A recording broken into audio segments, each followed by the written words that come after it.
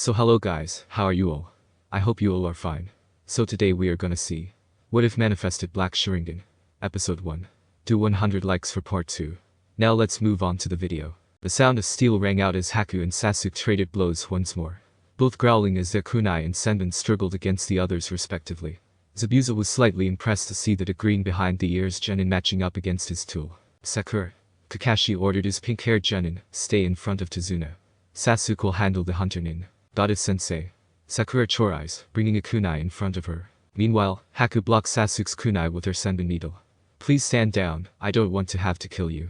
She sat calmly. Please, like someone like you could beat me. Sasuke repeated. Your confidence will only result in your failure as I have an advantage over you. As you can see that all around us is water that you so thoughtfully provided earlier, and now I have one of your arms restrained from making seals. However, I am not as restrained as you are. Haku said as she made a series of seals on her unoccupied hand, making Sasuke click on in alarm. When Haku finished her seals she stomped on the ground calling out 8,000 needles of death. The water on the ground leapt up into the air, as if it held life before reforming into 1,000 long needles of ice. The needles surrounded the Uchiha and looked ready to take him out, but the boy was doing something else. He closed his eyes and began to concentrate on his chakra. Remember the training, and focus my chakra from my body to my feet. He thought as he did just that before his eyes snapped open. Haku hopped backwards, as her technique flew towards Sasuke with quick precision. Haku hopped back far enough to avoid taking damage from her own technique, but once she looked up she saw the Uchiha high in the air. A burst of chakra alerted her senses, as Sasuke unleashed his signature fireball technique upon the young girl, which she dodged by hopping to the side, and threw a couple of senbon at Sasuke which went through him, and caused him to vanish from sight. A clone. She thought before she felt a second burst of chakra behind her, and caused her to hop to the side to dodge a kunai. When she got up she heard a voice behind her back. You're so slow that it's pathetic, from now on it will be you that dodges my attacks. Sasuke said before continuing the assault on the ice user. He sent a side slash with a kunai that Haku ducked under, and followed it with a kick to the girl's head, which was the same result as last time. Sasuke however, continued to allow his moves to flow and follow one another, and eventually he hit his mark in kicking her in the chest, causing her to fall onto her back. Zabuza couldn't believe that his loyal subordinate was losing a battle of speed. Kakashi told him so, too. I can't have you underestimating my team. Now Sasuke's the #1 rookie in Konoha, Sakura's one of the brightest, and Naruto is the hyperactive knuckhead unpredictable ninja of the leaf. Zabuza started to chuckle, before he laughed and turned towards Haku. Haku, it's time for us to get serious. He said with Haku slowly rising to her feet, knowing what Zabuza last said was a silent command on her part to no longer hold back. Chakra soon began to rise from her body, and soon it went above the level Sasuke was able to produce. Her bloodline began to react to the rise in chakra, as water began to float in the air and surrounded her body before becoming ice shards once more, and flew at the Uchiha in high speed, which she narrowly dodged. She then made a new seal, planning to use one of her unique jutsus. Sasuke stood prepared for whatever the girl was planning to use against him, until he began to notice something. He began to feel the air becoming colder by the second, with Haku remaining completely still, and held her hands in the strange seal. The air then began to freeze all around him, with the moisture in the air becoming solid. The ice continued to build before forming 21 solid and reflective ice mirrors. Haku then brought her arms down and simply said, crystal ice mirrors. What's with this jutsu? Kakashi asked himself as he examined the jutsu. It seemed familiar to him, but he could not place it. That's not a normal ice jutsu used in snow country, is it? He asked he demon of the mist. Exactly Kakashi, but you'll never get to know. Zabuza said before clashing his giant blade with Kakashi's puny kunai. From within the ice mirrors, Sasuke watched as Haku's image prepared to make a move on him and try to destroy him. Well then, are you ready? It's time for me to show you what my true speed can do. She said as she held up her senbon needles, with Sasuke standing at full alert for the following attack. But soon as he started to move a scream of pain left his throat, as he was engulfed in a torrent of metal needles. When Haku stopped, she saw that Sasuke was now riddled with needles and covered in bloody cuts on his face, arms, and legs. Sasuke coughed up blood before glaring at Haku. But before a word could be said Haku prepared to attack again. Kakashi saw that last attack by Haku, and tried to assist his student, but Zabuza was continuing his assault on the Jounin, as he sent a horizontal slash at Kakashi, making the silver-haired man to jump back. Panting he tried to think of a way to defeat him. Sakura on the other hand was extremely worried about Sasuke, as she was becoming increasingly distressed at seeing her teammate getting beaten horribly, and felt the need to do something in quick or else Sasuke would die. It soon became too much to handle when Sasuke was engulfed in a torrent of needles, and immediately it caused her to turn to the old man beside her. I'm sorry Tazuna-san, but I must leave your side for a moment. She said with Tazuna looking at the pink-haired girl for a moment before he nodded. I understand, do what you have to do Sakura. he said with the girl nodding before moving towards the ice mirrors before jumping into the air with a kunai in hand. She screamed loudly from all the practice in her years of being a fangirl, throwing the kunai at the cage, inwardly praying that it would somehow in some way assist the Sasuke in his fight. However, her efforts would prove futile as Haku caught the flying projectile with ease and held the weapon in her outstretched arm. She then looked towards Sakura with a disappointed expression being shown from her body movement. "If you kept quiet you could have attacked me or assisted your friend," she said before she felt something was coming in her direction. Her senses proved itself to be correct, as Haku was struck across her face mask with a shuriken, catching the girl completely off guard.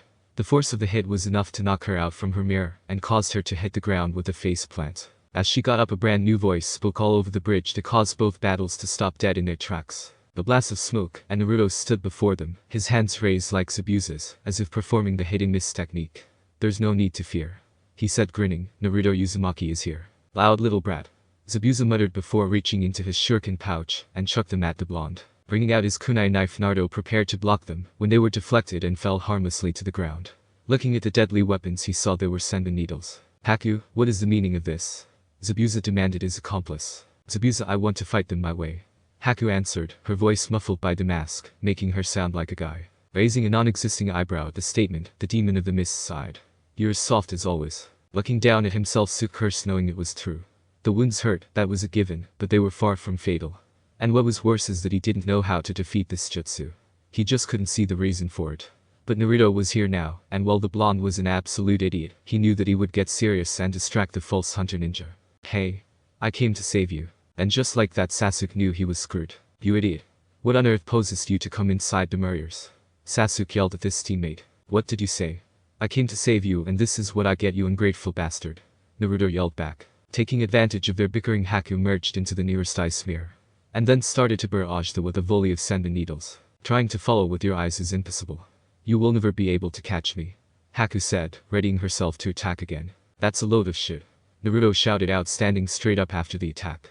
He brought his index and middle fingers together and shouted, "Shadow Clone Jutsu." In a giant cloud of smoke, 20 Narutos appeared. Letting out a battle cry, the real Naruto and his small clone army charged at the 21 ice mirrors, intending on shattering them. It was a massacre for Naruto. His clones were absolutely decimated, and the original fell right on his ass with a couple more needles embedded in his torso. "This jutsu uses the mirror's reflection to transport me.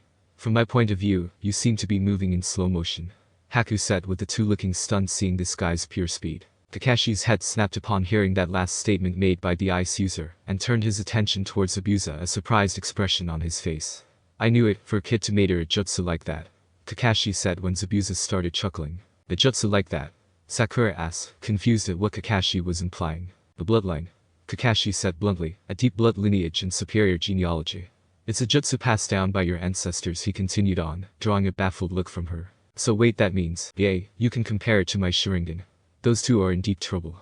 In the dome, Naruto heard Kakashi's explanation and smirked hearing it. "So what? Big deal, you have a bloodline. That won't stop me from fulfilling my dreams," he exclaimed, his voice never wavering. His exclamation caused Haku's eyes to soften behind her mask, as the memory of the day she was found by Zabuza plagued her mind. The day that Zabuza found her after she was on the streets, cold, hungry, and soulless, just waiting to die. But then Zabuza found her and gave her a reason to live. She became his tool and father figure, and for that gave her the will to live again. Becoming a true shinobi was difficult for me, and it still is today. If possible, I don't want to have to kill you. Nor want you to have to kill me. Haku said, her voice shaking a little behind the mask. But if you come with me, I will destroy my kind heart and become a true shinobi. This bridge is a place where we fight to connect our dreams. Me, for my dream. And you for your dreams. Tears fell from her eyes and collected at the bottom of her mask. Please don't hate me. I want to protect someone precious to me. To work for that person. To fight for that person. To make the person's dreams come true. That is my dream. Her voice then filled with determination. For that, I can become a true shinobi. For that, I can kill you. Sasuke-kun. Naruto. Don't listen to him, you can beat him. Sakura shouted at them, hoping beyond hope that they would prevail. No, Sakura. Don't egg them on. Kakashi said, stopping her from saying more, drawing another confused look from the stupid fangirl. Even if they somehow defeat that jutsu, they cannot beat that boy. What do you mean? She asked, making the demon of the mist laugh at her nativity. They don't have the strength to destroy their hearts and kill another person. That young man knows the true pain of being a shinobi. Zabuza said, keeping up the charade of Haku being a guy. A real shinobi can't be created in a peaceful village like yours. Because you can't gain the most important thing. The experience of killing. And from what I've seen, only one of you wet behind the ears, genin, are capable of such a feat. He continued on, infuriating the copycat ninja at such a claim. I'm going to end this instantly. The copycat ninja said, bringing his left hand to his hit I8. Sharingan again? Is it the only thing you can do? Zabuza sneered, getting real tired of this trick. As Kashi started lifting this hit I8, the eyebrowless man reached under his shirt and pulled out a kunai. Quickly adding chakra to his feet, the demon of T-Mist launched himself at him, aiming to take out Kakashi's Sharingan eye. It was too late to dodge, so Kakashi quickly brought up his RGHT hand to defend. The kunai embedded itself in his hand, causing a massive amount of blood to splatter onto the ground. With his normal eye, Kakashi glared at the demon of the mist. You asked if it's all I can do, but you are afraid of my Sharingan, Zabuza. Kakashi taunted, blocking the pain from experience he received in the 3rd grade Shinobi War. A Shinobi's supreme technique is not something that should be shown to your opponent over and over again. Zabuza snarled at him. You should feel honored, you're the only person to have seen it twice. There will not be a 3rd time. Kakashi replied. Heh, even if you defeat me you can't win against Haku. Ever since he was a kid I taught him all different kinds of fighting skills. Even facing the greatest adversity, he succeeded. Without heart nor fear of death, a fighting machine's known as a shinobi. And even his jutsu surpasses mine by his terrifying bloodline. I gained a high-quality tool for myself, unlike the scrap that follow you around, he said, pulling the kunai from Kakashi's palm. There's nothing as boring as a man's bragging. Let's get this started. Kakashi replied, lifting his hit I8, his Sharingan flashing. Zabuza jumped backwards to avoid any possible attacks, backing further way down the bridge. Hold on for a second. I'll use your own words and brag about one more thing. The last time you said this to me, I'll tell you this. The same jutsu will not work twice against me, wasn't it? I have already seen through the trivial system of your eye. In the fight, I wasn't just getting beat like an idiot. I had Haku hide in the background and examine every aspect of the battle. My tool told me how to beat your Sharingan only seeing it once. Ninja art. Hidden mist jutsu. He called out. Zabuza gradually disappeared as a thick impenetrable mist blanketed the area, leaving Kakashi waiting for the next move. This fog is so thick I doubt even Zabuza could see through this. Kakashi muttered under a chest breath. But then he saw some familiar shape speeding through the mist. He deflected several shuriken with his kunai. Impressive that you could block those Sharingan, Kakashi. Came a voice from behind Kakashi. Spinning around, Kakashi saw Zabuza standing with one hand in the controlling hand sign for the jutsu. But what really amazed him was the fact that Zabuza's eyes were closed. But the next time either of you see me will be the end of everything. You have overrated your Sharingan a little too much. What? Kakashi demanded, hoping that Zabuza didn't figure it out. Oh, how wrong he was. You acted as if you knew everything, but you can't read my mind nor see my future, Kakashi. The Sharingan is simply a trick that makes your opponent think you can. It's basically an eye technique involving hypnotism and an attention to detail. Using these two abilities together, you can progress from copying the body to copying the mind to copying the jutsu. This is the dance that makes it look like you can predict the future. First, with that keen eye you copy my movements and shake my mind. Then when I'm confused you are able to figure out what I'll say and then become me. Then once the worry and confusion is at its peak, you attack with a clever trick. You attack my mind with a hypnotic jinjutsu, suggesting what seal I should perform next, and then you copy that. Zabuza laughed. So the answer is simple. First, with this thick mist I render your eyes useless. The demon of the mist proceeded to punch Kakashi in the chest, sending him backwards. And by keeping my eyes closed, I remove the chance of being hypnotized. Kakashi potted, regaining his breath after that punch. But why? You can't see anything either. Have you forgotten that I am a genius in the art of silent killing, taking down my enemy by just their sound? At those words, Kakashi turned his head on instinct in the direction he knew Sakura and Tazuna to be. Oh no, he thought, his body disappearing as he quickly moved to the pair, appearing between them and Zabuza just in time to barely block an attack. From the mist, Sakura screamed. Meanwhile, during Kakashi's fight, Naruto was barely holding on to conscious, while Sasuke was busy defending himself from barrages of senbon needles. He focused chakra into his eyes to see better and ducked out of the way from another barrage of senbon needles. Unbelievable, but how was he able to see it? Haku thought before she got her answer when Sasuke raised his head to look at her. Within his eyes were no longer the regular onyx black of Uchiha clan, but were now the famed crimson red eyes with two tomo in the left eye and one in the right. Haku now knew that Sasuke was now using the Sharingan that was now active. Haku then knew she couldn't afford to waste any more time. She quickly exited her mirror and went towards a prone Naruto. Cursing, Sasuke pumped the last of his chakra into his legs, hoping to make it there in time. Kakashi clutched at his chest, trying to stem the flow of blood from the new slash going diagonally down his chest. He had managed to come between Zabuza and Sakura and Tazuna in time, but only with seconds to save their lives as a human shield. You are too slow, Kakashi. Zabuza growled at him, ashamed his skills dulled over the years. It was truly pathetic in his opinion. Did your desire to save that Kanon fodder cloud your mind and make the mist even thicker? Even with that impressive eye, your ability to read my movements is dimming. Try and hand-eye there. I want to savor the fun as I return the favor from my defeat earlier. Don't worry about the genin behind us. He grinned under his bandages. Haku has probably already killed them. Plus I am about to send you to the same place as them. I think you can apologize to them in the next life. Apologize for lacking the strength to protect them. He then went into a mocking laughter. It was Sakura who finally perked up, yelling, Sasuke-kan won't be beaten that easily. Completely forgetting about Naruto. Kakashi smiled from beneath his face mask. Exactly. I believe in their strength and Naruto's determination. He said, not hearing her entire screeching. And Sasuke is the offspring of Konoha's most outstanding clans. You mean? Zabuza asked, knowing exactly what Kakashi was saying. Yes, that boy's full name is Sasuke Uchiha. A genius with the blood of the Uchiha clan running through his veins. Kakashi finished high thoughts. An offspring of that tragic clan. But that's the same with Haku. No one has ever defeated that special jutsu. He said, disappearing into the mist again. Sakura, stay here. Kakashi ordered his genin, causing her to stand still. Can you hear me, Zabuza? You seem to believe that I survived in this world with only my Sharingan. You seem to forget I am a former member of the Anbu, and you know what that means. And you know what kind of shinobi I truly am. I can do more than just copy jutsu. I shall show you my own original jutsu, he said, cupping his hand beneath a specific pouch on his jacket. The ice mirrors Naruto stirred and saw the hunter ninja on the ground. Geez, all you do is get in the way. Sasuke said above him. Smiling, seeing that Sasuke beat him, Naruto looked up to congratulate him. But his smile faded and his face turned into a mixture of horror and an absolute shock. Because Sasuke was covered in needles, his arms, legs, torso, and especially his neck was riddled with senbon going through him. Why did you save me? Naruto asked, shocked by the fact that Sasuke did this. Sasuke, smirking slightly as blood leaked from his mouth. I hated you. Then why? I don't know, my body just moved on its own. He coughed up a large amount of blood and collapsed, and Naruto caught him before Naruto caught him when he almost hit the ground. That man, Sasuke gasped out, as his eyes began to close. That man, I swore to kill my brother. I told myself that I wouldn't die until I killed him. He winced as he looked at Naruto. Don't die also. And then his eyes closed, and his body became cold. He landed a blow on me without even flinching, and died protecting you. To protect a precious person, knowing it was a trap, he still jumped in. He is a shinobi that deserves respect.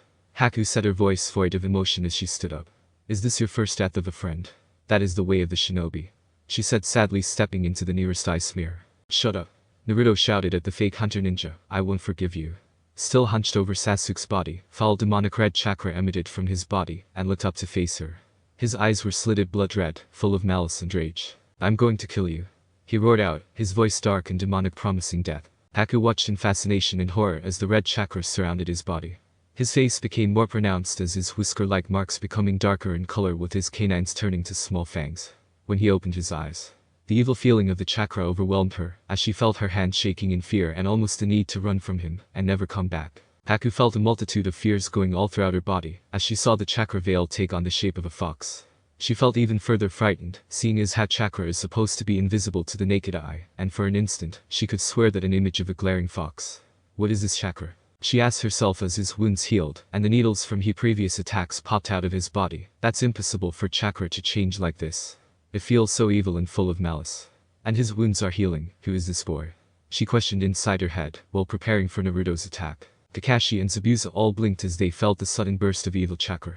Kakashi looked into the mist desperately as he withdrew a scroll from one of the pouches on his flak jacket. Is that Zabuza? No. This terrible chakra, it can't be Naruto. Now he didn't have much time left. Kakashi flipped his scroll into the air with his right hand, and moved his left hand up to his chest wound. He stuck his finger in the wound, and in a single practice motion caught the scroll, opened it, and swept his bloody finger down the length of the inscriptions. Spinning the open paper around his body in preparation for the jutsu, Kakashi called out to the demon of T-Mist, Zabuza, I know you can hear me, and you know neither of us have time to waste. This might not be your style, but let's end this fight right here and now, he said, catching the scroll as it rolled itself up in a focusing seal. HMPH, sounds interesting. What could you possibly do in this situation? Show me, Kakashi, Zabuza shouted from within the thick mist. In the ice roar dome, Haku moved quickly and threw 6 senbon needles towards Naruto. Naruto simply let out a demonic roar that blew them away. He then proceeded to jump up to attack her. She fled the mirror from years of training, and just in time as he punched where she just was a second ago, destroying the mirror. She fell to the ground completely shocked that her mirror was destroyed, but she didn't have time to think on it when she rolled away as he came down on her. His punch destroyed the ground which she stood on, resulting in her tumbling towards him after trying to get towards another mirror. She tried to get away, but he grabbed her arm, nearly causing it to break. Naruto then brought his right arm back, and with all the strength he could muster, he punched Haku's masked face, forcing her to fly backwards through one of her mirrors and roll on the ground before hitting an iron rail guard. As her jutsu crumbled, Naruto roared out and ran on all fours like an animal. As he neared her, her mask started crumbling, revealing parts of her face. He brought his right arm back to finish her off and thrust it forward. As his punch was about to reach her face, her mask fell off. Everything round them stopped. The wind didn't blow, the birds didn't chirp, nothing. Haku sat there on her knees. "Why didn't you finish me off?" she asked, her voice cold and dead. "What are you trying to say?" Naruto asked, his eyes back to their blue color. Haku was silent, but then she stood, her head bowed. "You don't understand now. You have taken away my reason for living. Zabuza has no need for weak shinobi or a defective tool. You're not a tool." Naruto snapped at her. "What makes him so special anyway?" Haku bowed her head and told Naruto of her history. She explained how in Water Country, those with bloodlines were seen as monsters and tools, and civil wars in Water Country had resulted in the deaths of nearly all the bloodline users in said country. "My mother was one of them," she said, her eyes lifeless. "And when my father found out, he killed her, and then tried to kill me, but I killed him. Then Zabuza found you." Naruto finished for her, his gaze saddened, knowing her life was somewhat like his, unwanted and alone. "Yes." Haku smiled, tears running down her eyes. "I was happy. He took me as his own and trained me to be his perfect tool. He was like a second father to me, but now," she trailed off, looking to the side. "He has no need for a defective tool, so please Naruto, kill me." Over with Zabuza and Kakashi, the copycat ninja went through 4 hand seals before slamming his scroll onto the ground. Summoning. Earth style. Fang pursuit. He thought out as rolls of kanji symbols stretched out, and the ground crackles with immense power. "It's useless, Kakashi. You can't figure out where I am. Without your Sharingan, you're useless. The next attack will be the lost." Zabuza's thoughts were interrupted, feeling some rumbling beneath his feet. Opening his eyes, he could hear what he thought was the sound of dogs barking, which was joined quickly by cracking noises. Looking at his feet, Zabuza was shocked to see when some dogs burst from the bridge, grabbing him and holding him tight in place. As the mist cleared, Kakashi saw Zabuza being held by a bunch of dogs.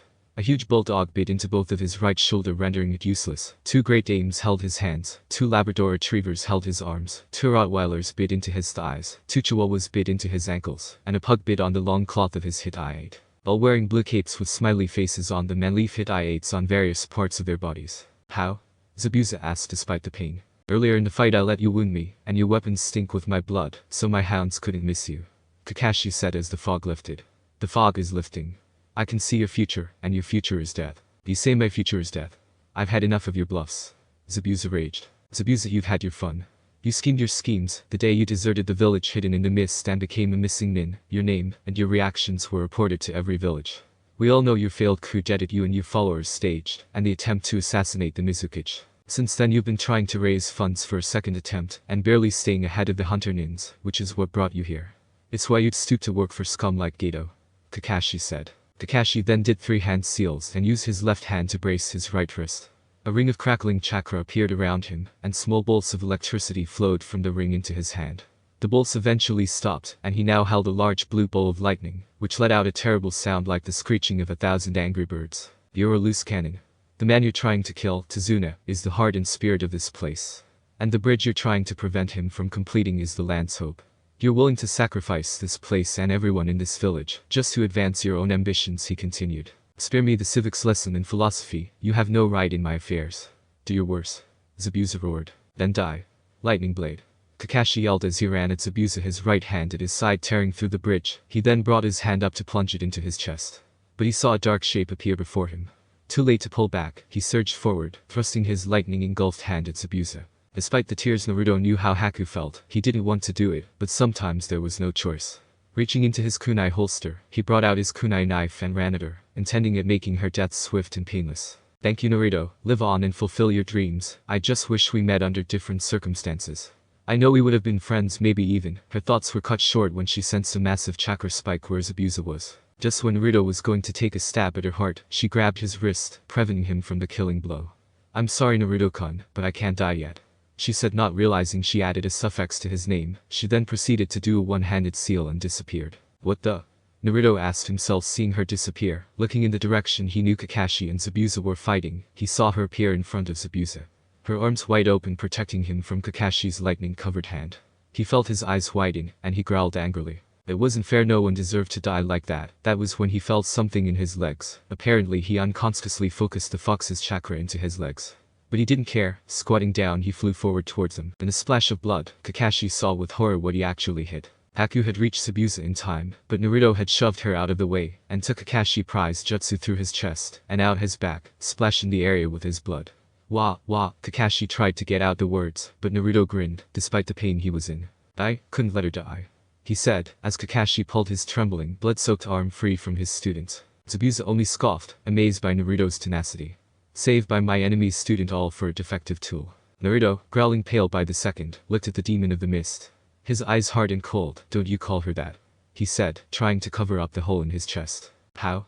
Haku put her hands over her mouth, trying not to throw up. I don't know, I just Gus.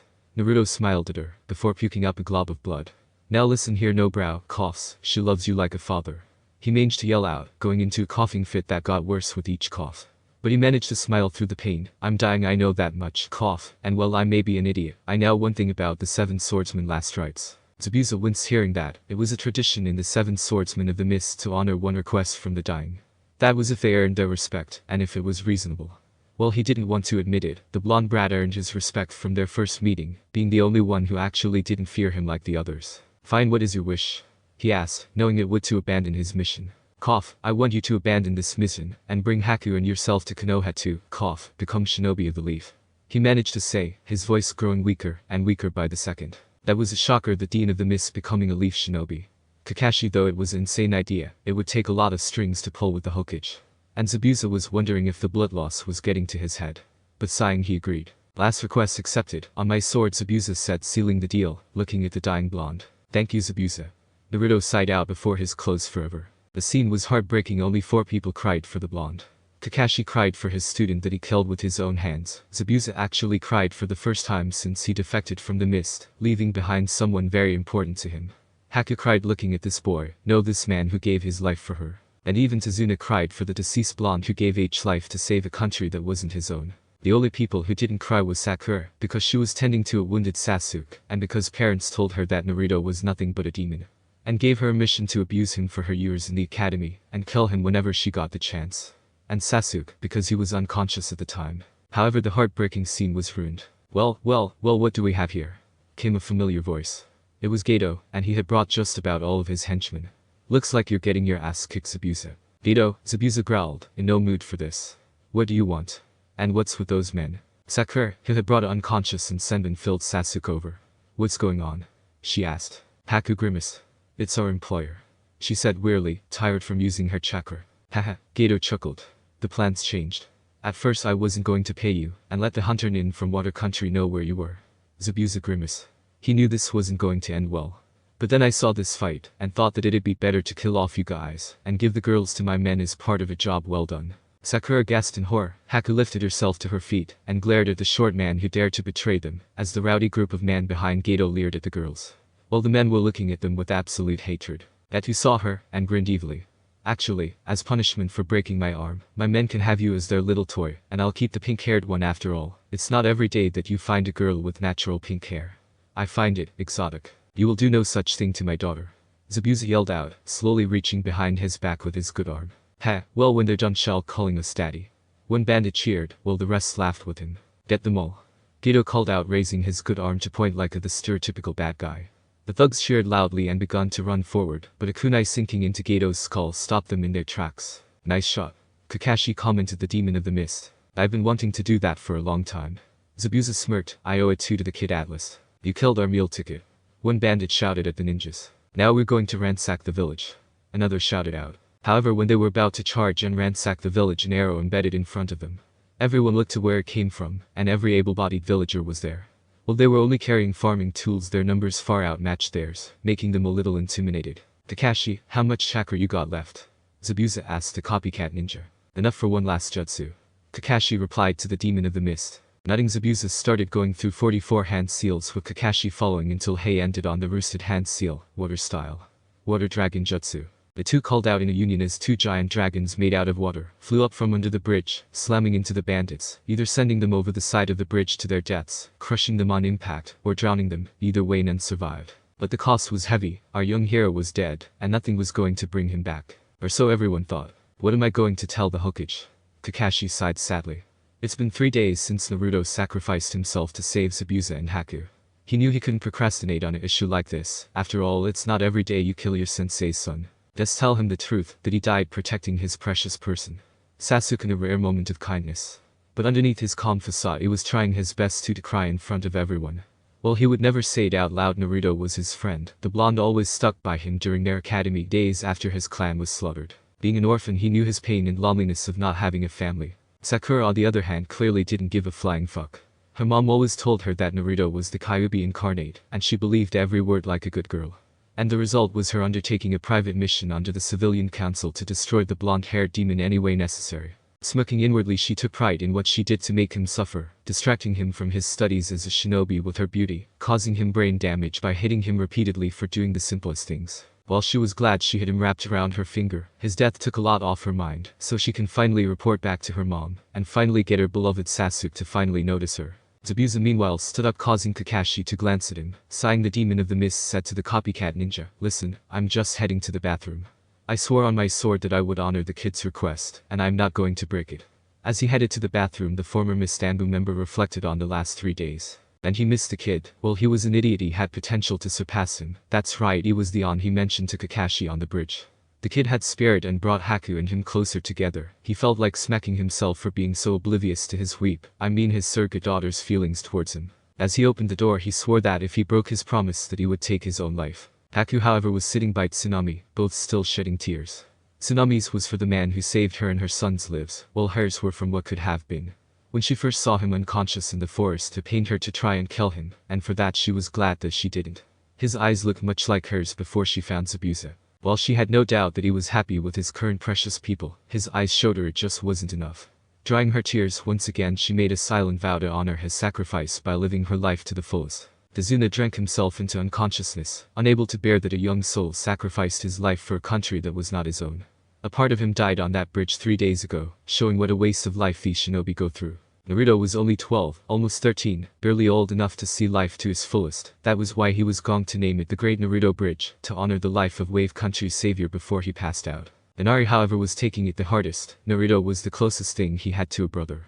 But he dared not shed a tear out of sadness. No, that would be an insult to the man who saved his country.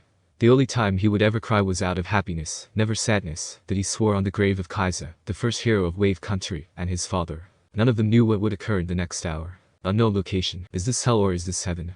Naruto whispered quietly to himself. The sound echoed through the darkness, and he heard his own question repeated many times, distorted in some way. He could feel the vibrations of his own voice rippling through his body. Then there was another voice, and as it spoke, the veil of shadow that had shrouded his senses was banished. No, this isn't hell. It is the place in between earth, heaven, and hell. It is the connection linking all three. It is the place of judgment, or known as limbo. The words came from every direction, and the voice was unlike any he had ever heard. As his sight returned, he could see a figure in front of him. It was monstrous, larger than even the Kyuubi, though it shared many of the same characteristics as a human. Only he had purple skin with horns on his head, and his long white hair flowed down to the giant's knees, and a dagger was held between his teeth. The man wore a big baggy black yukata. He was also slightly transparent, and glowed with a strange dark power. A presence hung, not like a killing intent, but rather like death itself was radiating from the ghost-like man. It was so powerful that it made Kyuubi's killing intent seem like nothing. Naruto gulped. He had never felt this much power before. This man had to be a god or demon. Nothing else could house so much power. I am Shinigami, god of death. Naruto's eyes widened at this revelation. He was dead. He killed me. My sensei killed me. Naruto's eyes dulled with sadness. He knew that something was off, but didn't know what. But what the god of death said practically was a chakra-reinforced punch by Sakura. He looked back at the Shinigami. The god's orb-like eyes were boring a hole in his forehead. What? The god of death seemed a bit taken aback that a mortal would speak so bluntly with him. Well, looks you got a set of kahunas to speak to the divine. I know you're the lord of the afterlife, big fucking deal. Just send me to heaven, hell, or keep me here, either way I don't give a shit. Naruto said, crossing his arms in front of his chest, awaiting his judgment. He expected an angry scream, and get banished to hell for all eternity. But instead the god of death started chuckling, right before going into full-blown laughter. He waited for him to stop, but it continued on for 3 straight hours, bringing a bunch of tick marks to his head. What's so damn funny? He finally screamed out, getting tired of his laughter. Wiping a tear from his eye, the Shinigami chuckled one more time. You are a very amusing human. He managed to say, before letting loose a stream of chuckles. What do you mean by that? The blonde asked. Well, it was easy to confuse him. This was far by the most confusing thing that he ever experienced in his life. Kid, you are the first human to tell me off. No one, and I mean no one other than my brother, has told me off. And I find that hilarious. Shinigami said, his respect going up a notch, but now on to important matters. I believe you know that you have passed on. Yes, I kinda figured that out since I met you. Naruto said, scratching his head. Cut the lips, Mortis, I'm trying to say something important here. Shinigami snapped at him. Now, as I was saying, I'm here to make a deal with you. Wow, hold up, I ain't making any deal. Not without knowing what I'm in for. Wow, you're not as dumb as you look. I take offense to that.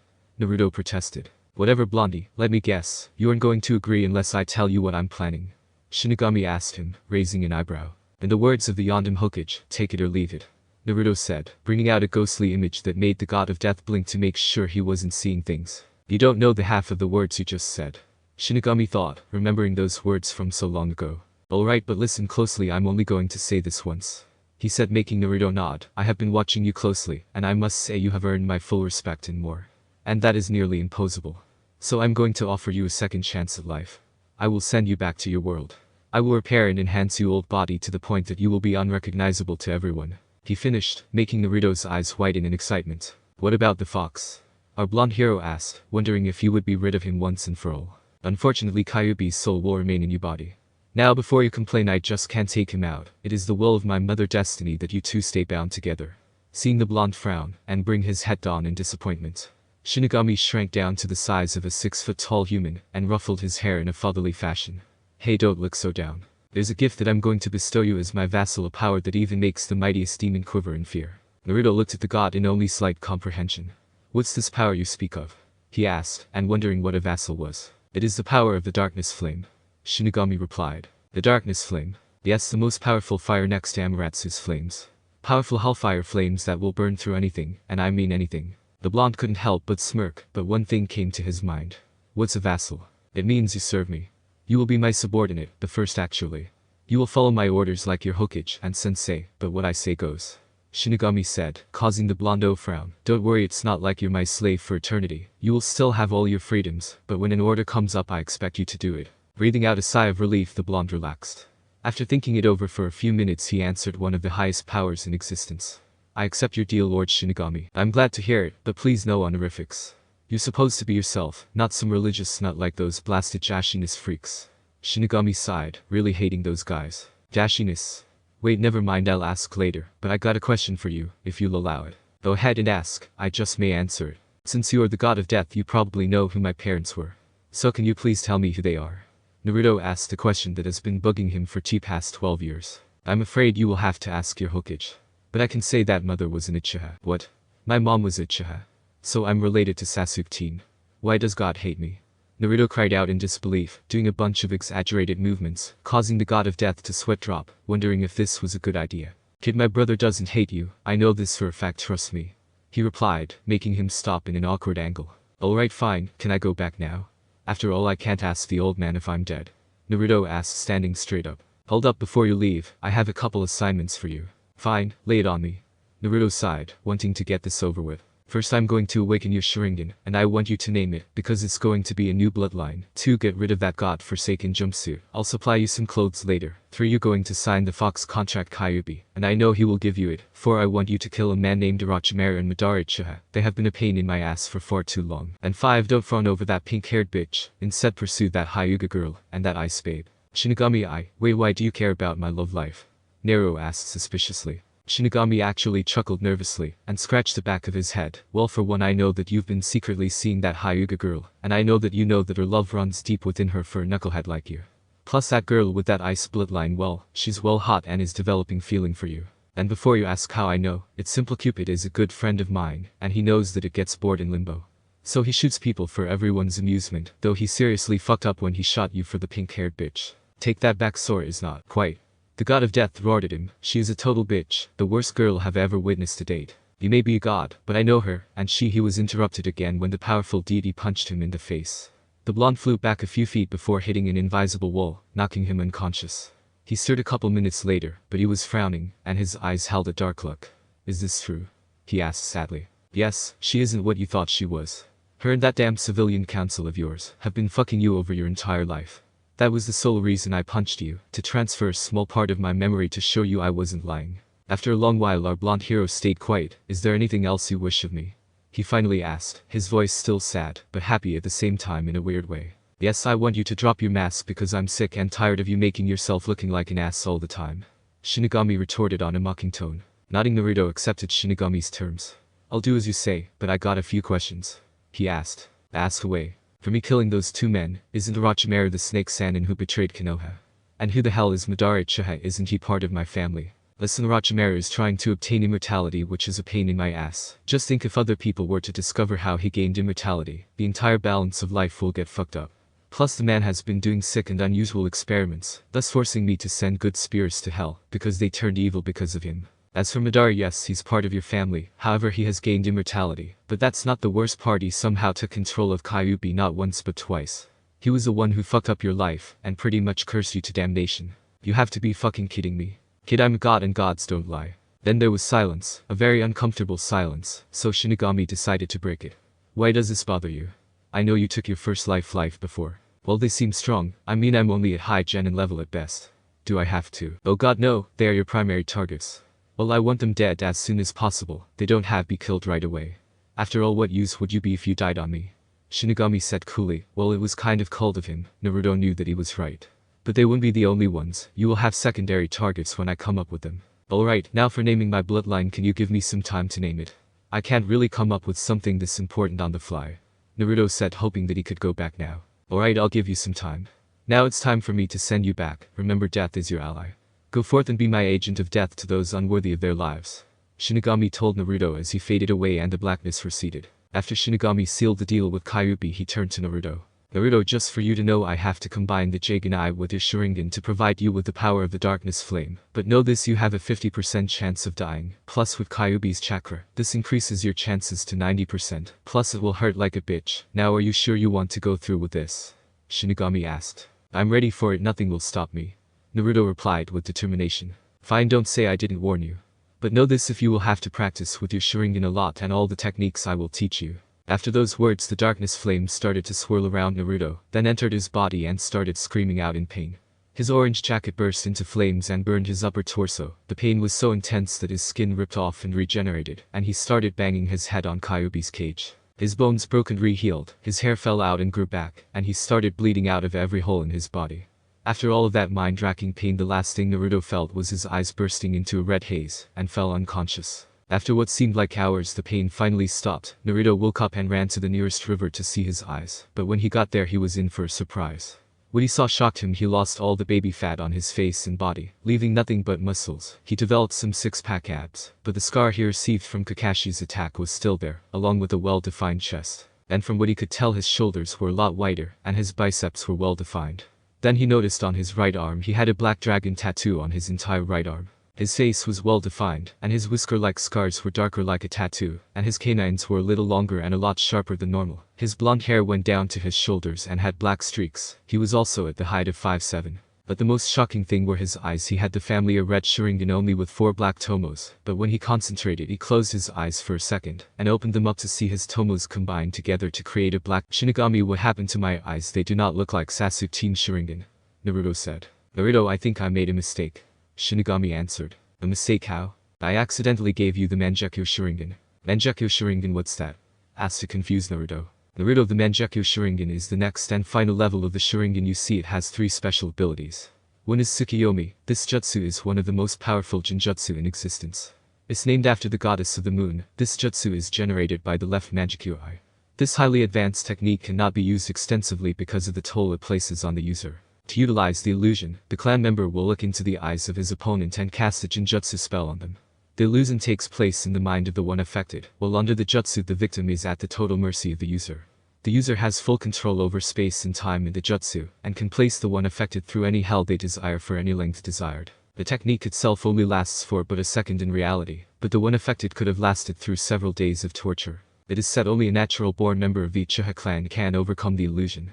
To counter the technique, however, Mangekyou is not required.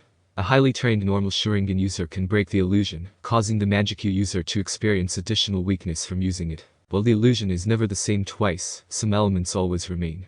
The first and foremost similarity is the red moon, which hangs in the sky of each illusion.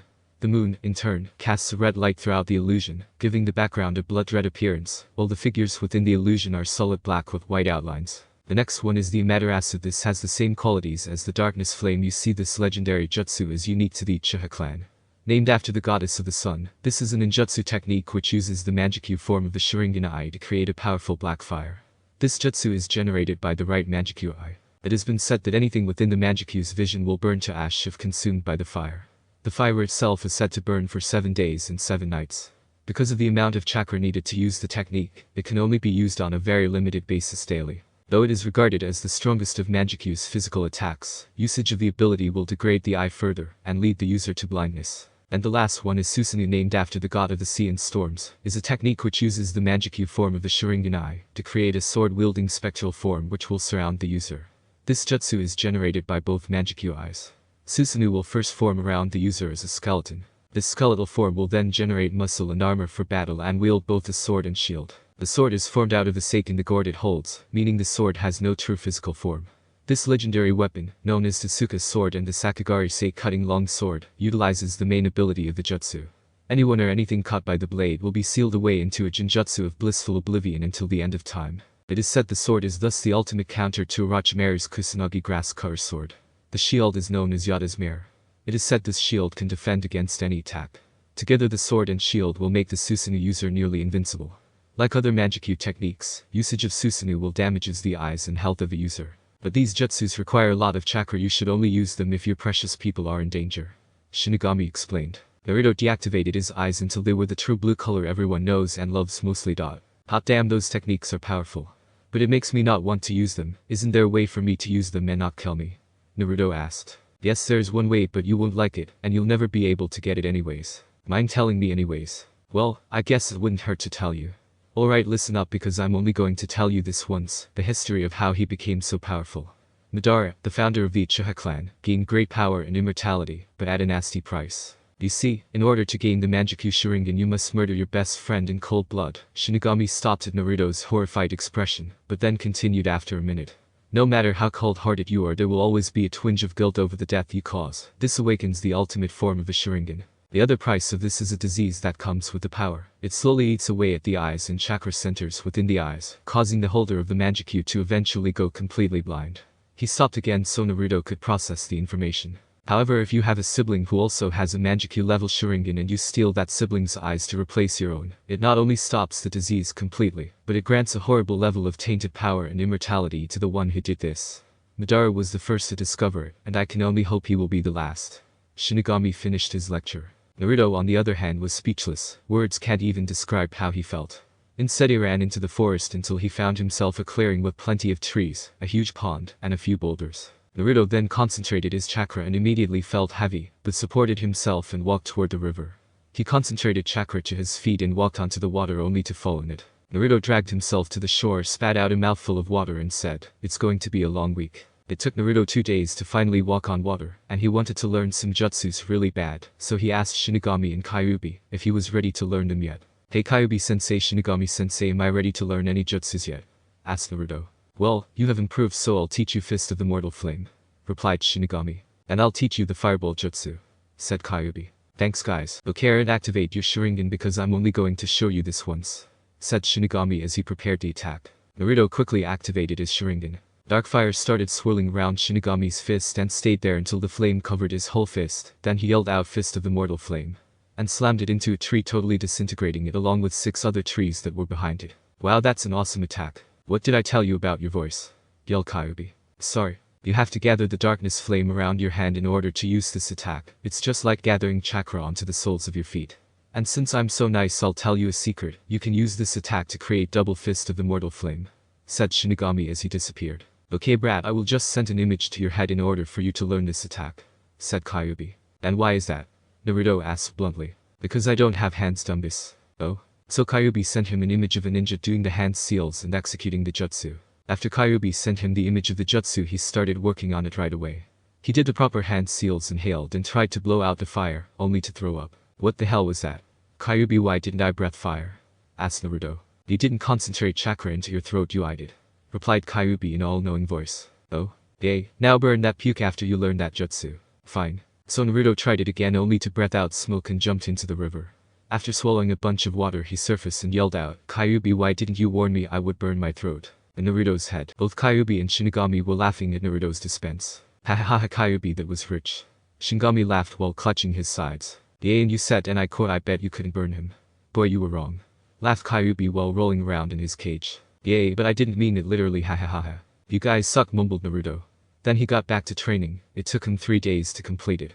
Has not using his Sharingan because Has not going to end up like Kakashi or Sasuke for that matter. Now to try this out fire style. Fireball jutsu, yelled Naruto, shooting a fireball the size of a small car and scorching a tree. Alright, now for Fist of the Mortal Flame technique. Naruto started gathering the darkness flame around his right fist, only for it to catch on fire and jumping into the river again, thus making Shinigami and Kyuubi laugh at his defense. One day later, "Hey kid, listen up," said Kyuubi. "What is it?" "Shinigami and I have been talking. You two are getting along." "That's a surprise." "Don't interrupt me. Now, as I was saying, Shinigami and I have been talking and we think you should get your first kill ASAP. Naruto turned white as a sheet and replied, "Kill? You want me to kill?" "Yes we do." "I can't. You have no choice in the matter." "No, that's not what I meant. I mean there is no one to kill." "That's no excuse." Shinigami interrupted as he decided to stop this ridiculous argument. "But Shinigami-sensei," Naruto whined, "listen, I want you to kill 3 people by the end of the week. If you can't, I'll take away your second chance at life and send you to hell. But if you do kill 3 people by the end of the week, Kyuubi and I will teach you some new jutsus," said Shinigami as he disappeared, leaving Naruto to ponder. "Great, if I don't kill I'll die, but if I kill I'll live and learn some new jutsus. The problem is there is nobody to kill," Naruto thought. "Wait a second, Shinigami-sensei said I had the end of the week. Then that means I only have 1 day. Damn you, Shinigami-sensei." Naruto was pissed. No, he was beyond pissed. Why? Because he had 1 day to live unless he killed 3 people. Okay, where can I find 3 people to kill in 1 day? Thought Naruto as he jumped through the trees trying to find 3 people to kill. He searched until it was past 11:50. He was about to give up until he saw smoke coming from a camp. "Kami-sama, I've never been a religious person, but if this is a bandit camp with 3 people in it, I'll be more religious, amen," Naruto prayed. After his small prayer, Naruto jumped to the nearest tree to overhear their conversation. "Hey boss, are you sure about this?" "Yes, I'm sure. Wave is far too weak to defend themselves." "What kind of booty do you think they have?" "Steve, stop acting like a pirate." "Why?" asked Steve. "Because it makes us look like jackasses." "Shut it, Syria." "You shut it," retorted Syria. "Both of you shut up." "Sorry, Sina," said both Syria and Steve in a union. "Now listen, Cyclops knows that Wave is poor. But there are a bunch of men, women, and children for slave labor. Plus, since Gatu is dead, we can take over his company. We'll be freaking rich by the end of the month." "Yay." They cheered. "People that deserve to die, thank you, Kami-sama." "Oh shit, I have 1 minute left," thought Naruto. Naruto knew he didn't have another second to think, so he created 3 shadow clones. They took out their kunai and charged them. All 3 Narutos had an easy kill. They simply got behind them and slit their throats, meeting the deadline just in time. "Well kid, you surprised me," Shinigami said as his ghostly form appeared in front of him. "Shinigami-sensei, I weird. That's the side effect of your first kill. Don't worry, you'll get over it." "Thanks," Naruto replied. "Now get to sleep, you have to get your sword tomorrow." After that, Naruto fell asleep where he stood, not feeling the burning sensation in his lower left arm. The next morning, when Naruto woke up, he remembered that he was broke, but then he remembered he killed 3 bandits. So he searched their corpses in camp, finding $10,000 in total. After that, he gathered the corpses and their equipment together and shouted fire style. Fireball jutsu. He shot a fireball the size of a small trailer, burning the corpses, and headed off to town. Blacksmiths. As he arrived at the blacksmith shop and saw the old man. "Hey old man, do you have my sword finished?" "Why yes, here you go, sonny," replied the old man, noticing his change in height, hair, dragon tattoo, and the number 3 on his arm. "Dang, when did that kid get so tall? And where did he get that awesome tattoo?" Naruto inspected the sword. It had a plain black sheath. He took the sword out and liked what he saw. The blade was pure black, so it wouldn't reflect any light off of it. Its hilt had gray and black thread covering it, and the handguard was black as well. "Now sonny, that would be $10,000. The old man told him the amount. The old Naruto would yell out saying that was an outrageous price, but he just took out a Gama-chan, his frog wallet, pulled out all of his money, and tossed it to the old man saying, "Don't spend it all in one place." As he walked back into the forest, "Thank Kami I didn't run into my team," thought Naruto. "Yep, you said it, kid," said both Shinigami and Kyuubi, nodding their heads with their arms crossed. Force. After Naruto came back to the forest, he noticed the number 3 on his left arm. "Shinigami-sensei, why is the number 3 on my left arm?" "Took you long enough, that is your body count tattoo. It will change every time you kill a person," said Shinigami as he appeared in his solid form next to Naruto. "Well, that's nice," Naruto said sarcastically. "Naruto, give me your sword, I'm going to seal Kyuubi in it." Naruto complied and gave him his sword. Now Naruto, I need you to give me some of your blood and put it in this cup, said Shinigami as a plastic cup appeared out of thin air, which he filled to the rim. The process took 3 hours until Kyuubi was transferred into Naruto's sword, which took some drastic changes. The sheath was now white with a black dragon design on it. Its blade was still pure black, but it now had some blood red trimmings. The hilt had blood red and black thread covering it, and the handguard was still black. I believe it's time for your sword training, Shinigami said sadistically, making Naruto gulp. Thank you so much for watching.